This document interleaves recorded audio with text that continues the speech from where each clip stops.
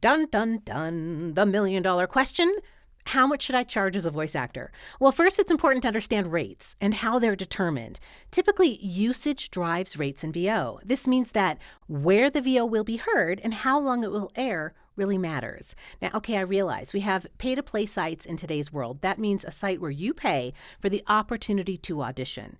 On those sites, the clients literally pick a range that they're willing to pay, and voice actors have to find somewhere in the range that they want to charge. That's really not the correct or right way to do it. The correct way to determine rates is to look at the where and how long the usage will be.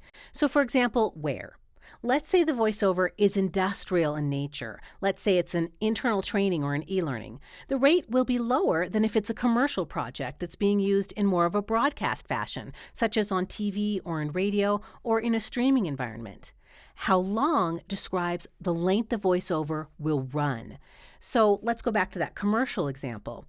If it's a commercial that maybe runs for 4 months versus perpetuity, the rate will be lower. And by the way, perpetuity means forever, or as long as the client chooses to air that voiceover.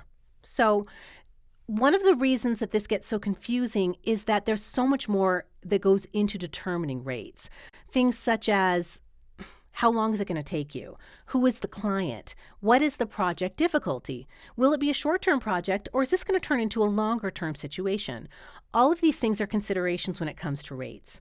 So to wrap, to determine rates, first figure out what is the usage of where and how long the voiceover will run. Then you can determine a rate quote that encompasses the scope of your project, as well as the usage, and provide a win-win quote for both you and your client.